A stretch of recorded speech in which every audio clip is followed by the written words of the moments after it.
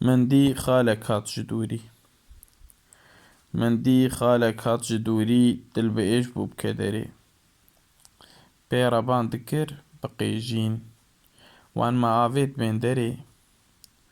cî û war tiştek nehiştin em avêtin seqerê ehd û sozan neanîn cî kane peymanên berê ehd û sozên dane me hê tê ji wan bêhna genî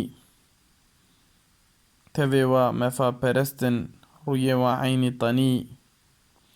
hûn nexapin ev dek û pîlanê wan e ez benî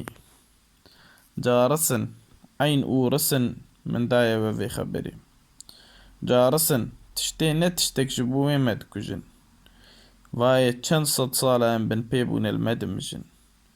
me heta kengê wêhê xwîna me birêjin êdî rabin bêjin bes e xelas têk çûna berê êdî rabin bêjin bes e li mafê xwe bigerin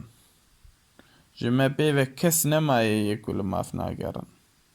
em ne dîlin ne zelîlin ne kolên e de werin bêtifaqî biqedînin ew dem mêh werin serê bêtifaqî bira ku je kes ji ber nefilitiye hatibe serê kî îlla ew ji ber wê ketiye hatiye serê me li wira me wê ceribandiye xweda carek dî nede